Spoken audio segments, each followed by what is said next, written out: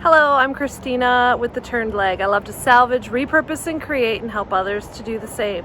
Today we are on location at Plaza Antiques and Collectibles Mall in Lincoln Park, Michigan. The address for the antique mall is in the description box below. We're gonna go take a look at my booth. It's been newly decorated for fall. I know some of you that watch my channel also have booths of your own and want some tips and tricks, so I'm going to be sharing those along the way, and I'll also be showing you what I currently have in my booth. Let's get started. Plaza Antiques is located right outside of Detroit, Michigan in Lincoln Park. It has 23,000 square feet and over 70 dealers and is downriver's largest antique mall. I have had a booth at Plaza Antiques for almost 6 years now.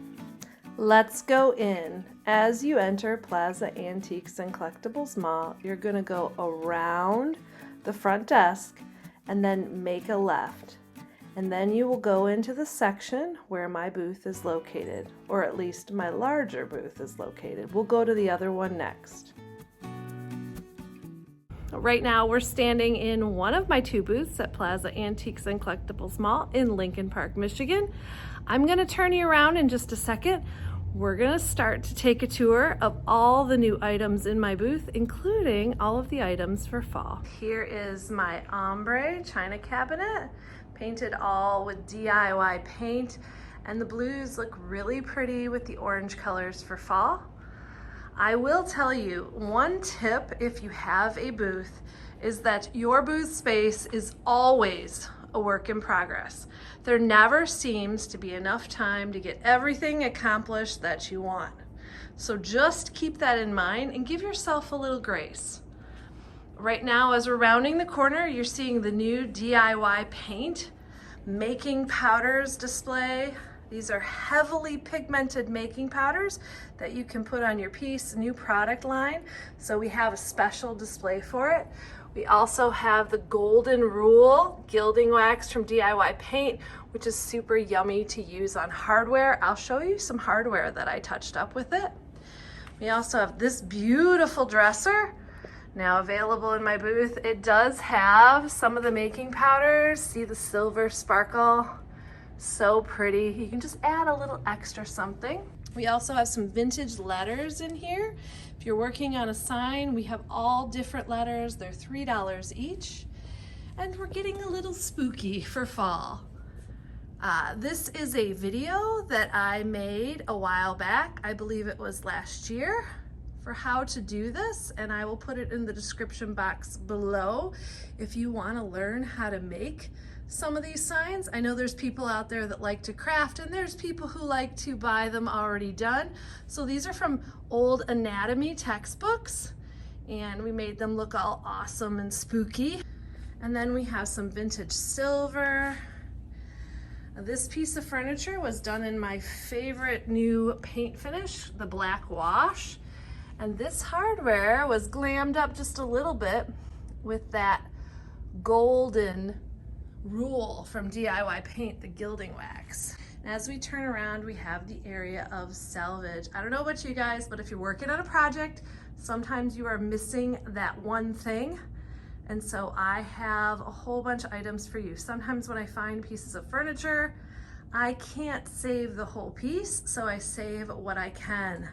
And of course, the turned leg would not be complete without a wide variety of leg selection. We have hairpin legs, we have wooden legs, all sizes and shape. We also have some really cool vintage soap dishes.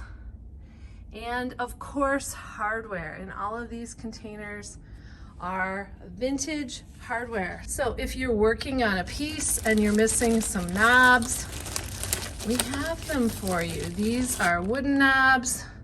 You can get them, you can paint them for any project. They work great.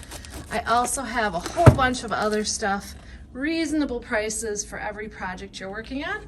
I also have around my booth a whole bunch of ideas to inspire you to get your project started. So these are the metal flower buckets.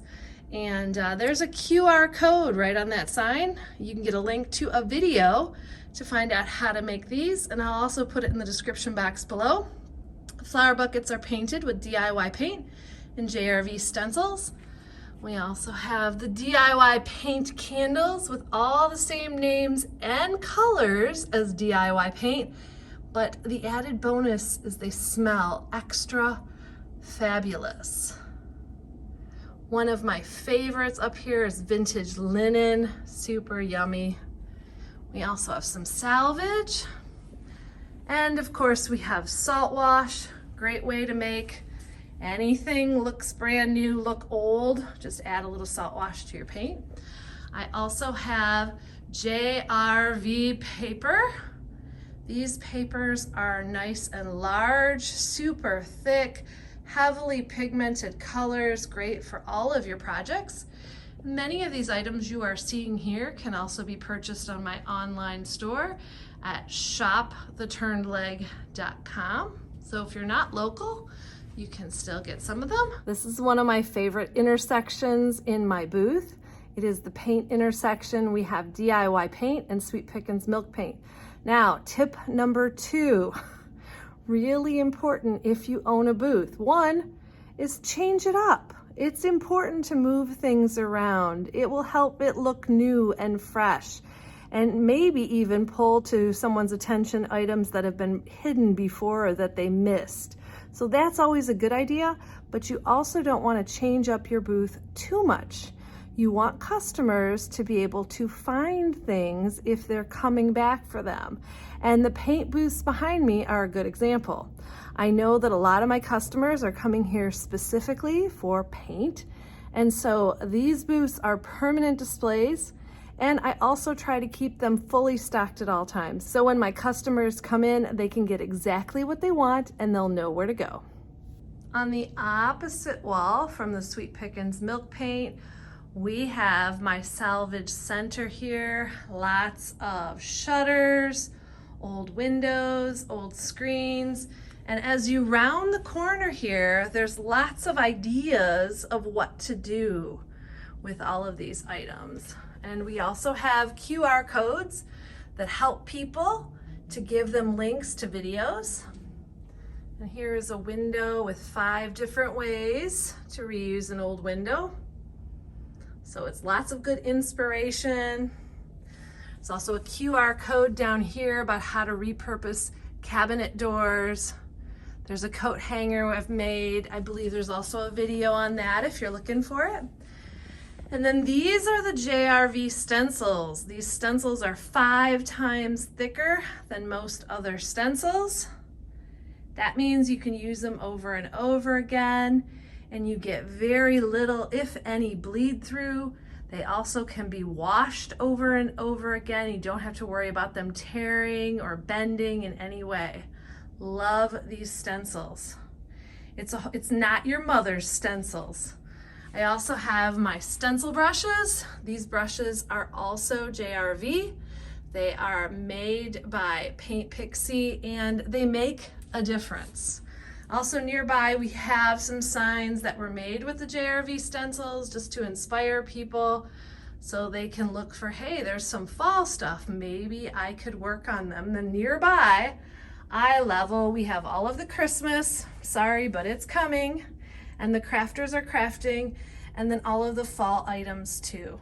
And of course, over here, we have Sweet Pickins milk paint, great variety of colors and sizes. I've begun the Sweet Pickins milk paint challenge. And so all of the colors that I've used, I've created samples for my booth. And we've got a few I've still got to add in. But it's great for your customers to get to see exactly what the samples look like. Okay, we're gonna round the corner. And over here, we start to get into antiques and home decor. We also have the JRV wood products. We have all the JRV wood products here, which are corbels and candlesticks, cutting boards. They can just add their own paint, their own stains. If you use Sweet Pickins milk paint, it is food safe. So now we're going to talk about tip 3, which is selection. If you have a booth, You never know what people are going to want. Even if you think it's perfect and it's not going to last long, it might sit in your booth for a long time. So it's important to have a wide selection of items.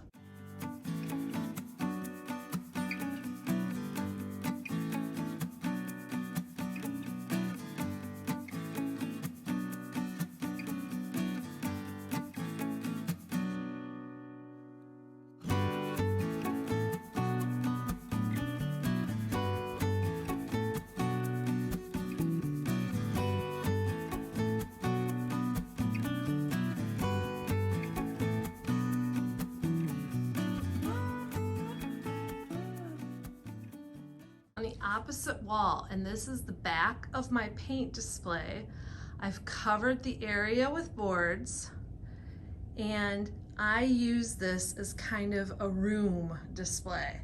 And I do change it up, and that's something that's really important if you have an antique booth, that you're grouping like things together.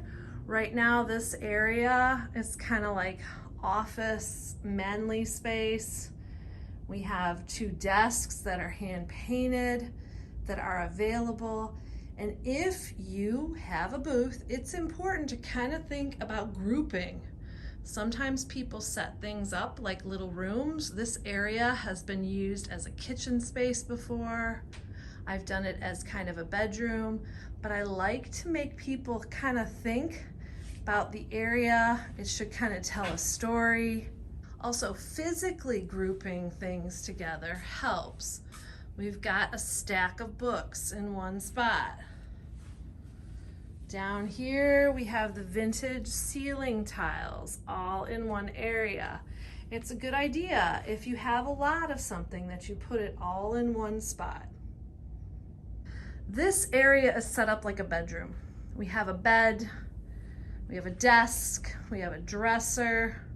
We also have a whole bunch of fall items. Kind of the fall theme is carrying it through.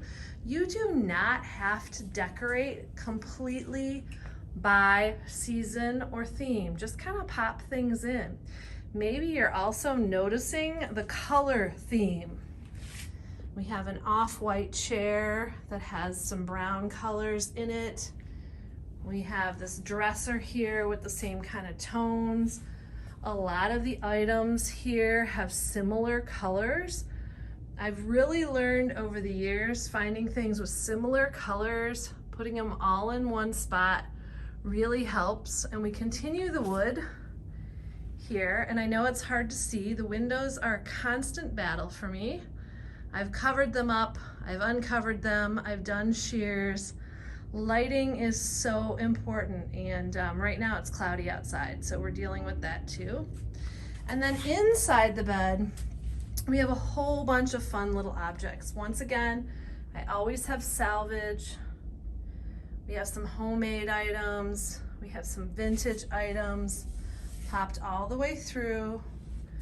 We have a china cabinet over there, and some more of the cream and the browns for fall. Over here, we have a cabinet with a milk glass display. As I mentioned, grouping is really important. So it's much more larger impact by putting all of the milk glass in one area. It's gonna catch people's attention. Something else I wanted to mention are like colors. You can see the mirror is similar in color to the display cabinet here. Really helps once again with grouping if you're thinking about colors. This is the main area of the booth, broken into little rooms. It's not just a whole bunch of items against a wall, and I think that's really important. Are you enjoying this video? If so, make sure to give it a like and subscribe to my channel. Also, click the bell. It will notify you every time I upload a new video.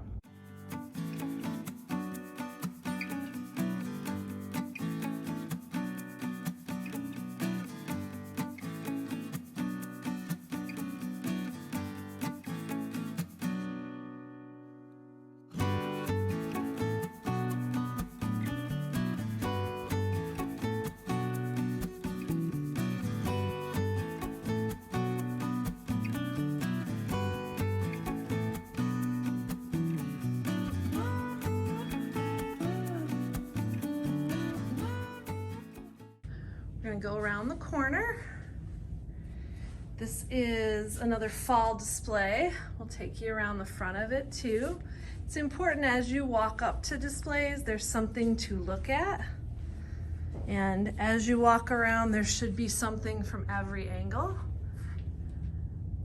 So we've got lots of fun items in here, pops of colors. Artificial flowers are great, don't knock them. In this antique mall, they couldn't, I couldn't keep real flowers alive, so this works well and it gives me the pop of color I'm looking for. So this area, we have lots of yellows and oranges and wood tones. And that's carried through all the way through the whole display. I love that that's a vintage wall pocket. It's all plastic, but it's just so adorable. We've got a pheasant, Legend of Sleepy Hollow. Once again, if you're interested in any of these items, they're available at my booth at Plaza Antiques and Collectibles Mall in Lincoln Park, Michigan. We have lots of varying heights, just to kind of keep the eye moving around. And underneath the table, we have a cedar chest down here, so there's something at every level. That's my current favorite color, painted with Sweet Pickens basil milk paint. Love the color for fall. We're back around to the front of my booth. We're gonna take you along the DIY paint display and let you see just a little bit more. And then we're gonna go to my second booth. Here is the DIY paint display booth, and on the side we have all of the finishes and waxes and top coats. We also have brushes from Paint Pixie, and of course the luscious DIY paint colors in all sizes. Really important to have a good selection. As I mentioned before, for your customers, if you have a booth, you want to make sure they know that your place is the place to come to for a good selection. I sell a lot of White Swan. I keep tons of extra cans of it just in case. Opposite the DIY paint display, we have a few other items here. You want to make sure there's something pretty to look at everywhere in your booth, even behind your customers. This beautiful dresser, hand painted with DIY paint in cowgirl coral and petticoat pink. It also reflects the paint too, which I like the use of the mirror. And then we have some old barns for fall, but they're not over the top fall. We have some vintage and painted items here, and then you can kind of peekaboo and see the salvage area and the other displays. We are now heading to my second booth at Plaza Antiques. Actually, this was my very first booth, and since then I've kind of popped around into different booths, but when I found out it was available, I could not pass up the opportunity to return to where it all started. I recommend, if you are getting started, to just have one booth and then really figure out how to do that before you expand, because it can be overwhelming. But there are advantages to having a second booth. One of them is you can easily move items between the two booths and make them both look brand new without lugging things from home. And the sign says it all, Mom's Kitchen. The theme of this booth is kitchen. How did I come across the idea? Well, the other booth, I had removed all kitchen items. So when this booth became available, I had a bunch of kitchen items that needed a home. So why not pop them in a booth instead of just letting them sit into my basement? So we have right here the bottom of a Hoosier that's been painted with Sweet Pickens milk paint. It's a really cool, fun piece. We've got some fall accents. Lots of fun vintage kitchen items, including, of course, vintage salt and pepper shakers. And thermoses. Those always do well this time of year. Also, the mid-century wood serving dishes do well too for fall. And as we round the corner, we have the bookcase. filled with vintage cookbooks. I am a sucker for a vintage cookbook, so if it was ever published, it's probably here. There's so many great recipes. Once again, we're grouping like items together. I do sell a lot of them, so I keep them up front so people can see all of the titles. And here are the vintage crates. What I really like about using these is that you can have kind of a little vignette in each one. So in this crate, we have some mushrooms. We've got the same oranges and yellows, a very fall colors going on. Next to it, we have similar colors, but this is like the coffee vignette, the vintage coffee items. Down below, coffee and tea, some clear glass. We've got this vignette with juicers and an orange cookie jar. Vintage linens.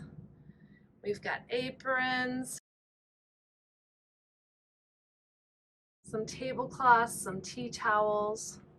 Lighting is also important. If you've watched my previous videos, I always recommend 100-watt LED light bulbs, get really good lighting.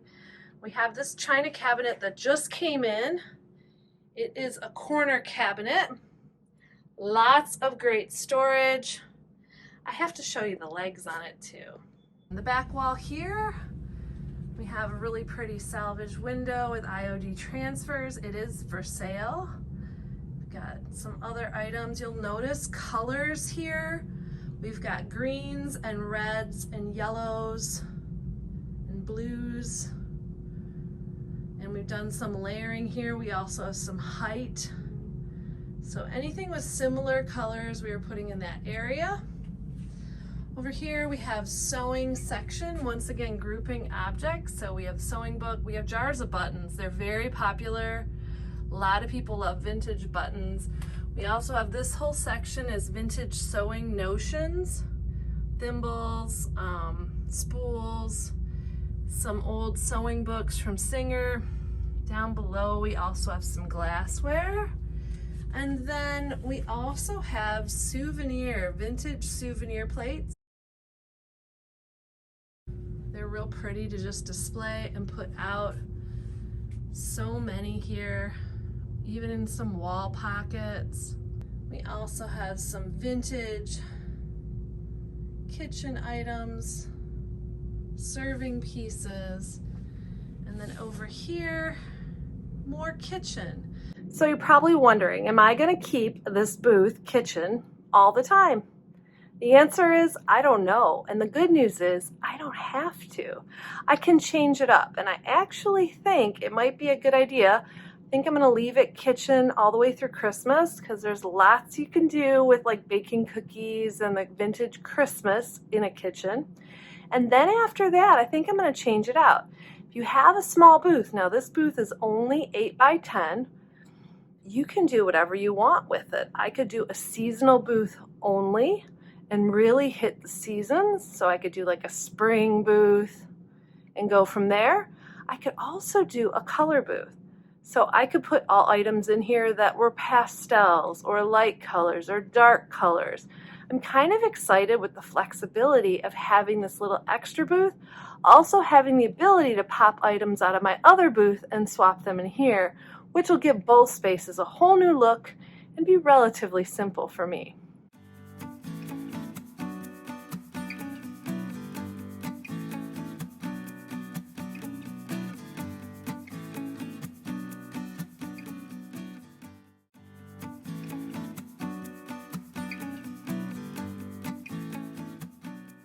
Thank you so much for watching my fall booth tour. I hope you enjoyed it. And if you have a booth or you're thinking about starting a booth, I hope you found it helpful. Maybe you've been keeping track and you realized we don't have 5 tips. We ended at number 4. So I'm gonna share number 5 in just a second, but let's recap. Tip number 1, your booth is always a work in progress. It's never gonna be done. Your to-do list will be unending. So make sure you give yourself some grace. Tip number 2, change up your booth. Moving things around can really make a difference, but if you have items that your customers are going to be returning to purchase, like I sell paint, make sure to not move those things up too much. You want to have those items kind of be in the same location so your customers know where to go to look for them. But changing up your other items can give your whole booth a fresh new look and help you sell a lot more. Number 3, selection. Have a wide selection of items. Sometimes I have things in my booth that I'm not 100% in love with. Other times I have things in my booth that I know, or I think I know, will sell right away. You never know what the customer is looking for. Have a wide variety and then keep track of what you're selling. That also might help to guide you on what you should be stocking in your booth. Number 4 is grouping items. Whether you're grouping by what they are, like books or cookbooks, or if you're grouping by color, it's really a good idea and very helpful to your customers. It's also a good idea if you have enough space to create little rooms or vignettes with similar items together. And now, number 5, you need to find balance. This is one of the hardest things, I think, for antique dealers. You want to be bringing in new items to your booth all the time, but you don't want to have too much. Finding balance is one of the biggest things that I struggle with. Also, the whole work in progress concept. I would just love one time to feel 100% that my booth was done and perfect the way I wanted it. It never will be. I hope this video has helped to inspire you. Maybe get ready for fall, or if you're local, maybe stop by my booth at Plaza Antiques and Collectibles Mall in Lincoln Park, Michigan. If you have your own booth, I hope you found the tips helpful. Thank you so much for watching. I hope you can get out there to continue to salvage, repurpose, and create.